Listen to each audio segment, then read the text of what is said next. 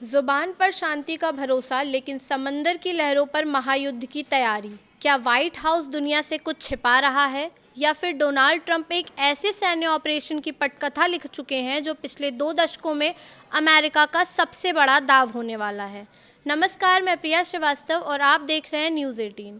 पिछले 3 हफ्ते से पूरी दुनिया की नज़रें बस एक ही बात पर टिकी हैं। क्या अमेरिकी राष्ट्रपति डोनाल्ड ट्रंप ईरान में अपनी फ़ौजें भेजेंगे?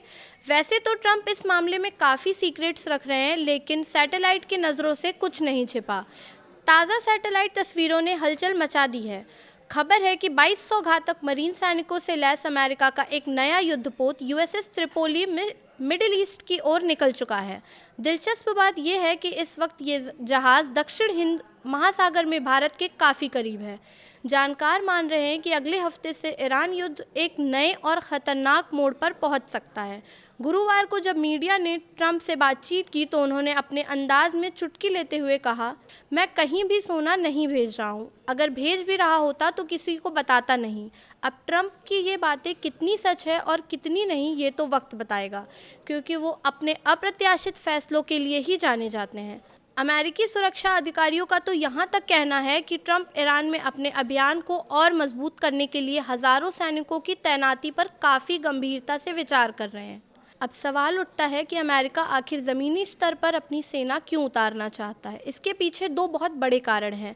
पहला तो स्ट्रेट ऑफ हॉर्मूज़ को फिर से खोलना।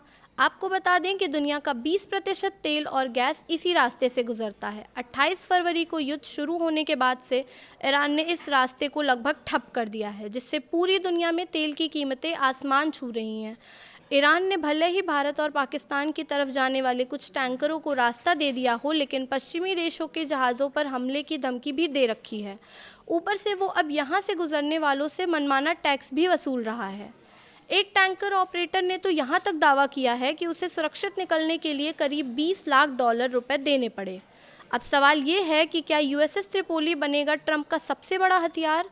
ट्रंप चाहते हैं कि उनके साथी देश भी इस रास्ते की सुरक्षा के लिए अपने युद्धपोत भेजें, लेकिन अभी तक वहां से कोई खास रिस्पांस नहीं मिला है। ऐसे में यूएसएस त्रिपोली ट्रंप के लिए तुरुप का इक्का साबित हो सकता है। जानकारों का कहना है कि अगर ट्रंप को तेल का ये रास्ता सुरक्षित करना है तो उन्हें ईरान के तट पर अपने सैनिक उतारने ही होंगे। चूंकि ईरान की नौसेना का काफ़ी हिस्सा पहले ही तबाह हो चुका है, इसलिए अमेरिका के लिए ये कम जोखिम वाला काम हो सकता है।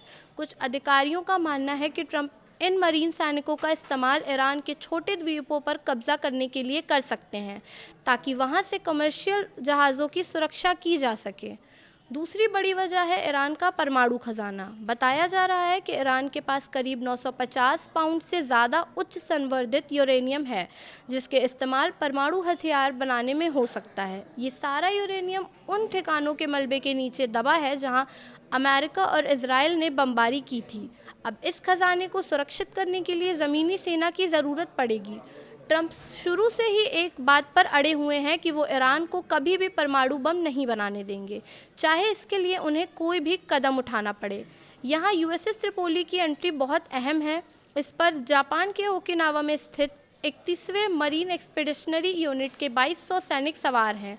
वहीं एक रिपोर्ट का मानना है कि ये सैनिक ज़मीनी और हवाई युद्ध हर जगह लड़ने में माहिर हैं।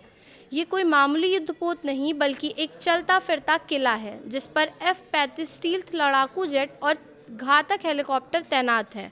अगर ट्रंप अगले हफ्ते इन सैनिकों को उतारने का फैसला करते हैं तो 20 साल में ये पहली बार होगा जब अमेरिकी सेना किसी बड़े युद्ध क्षेत्र में ज़मीन पर कदम रखेगी। फिलहाल इस वीडियो में इतना ही। ऐसे ही और वीडियोस के लिए देखते रहिए न्यूज़ 18।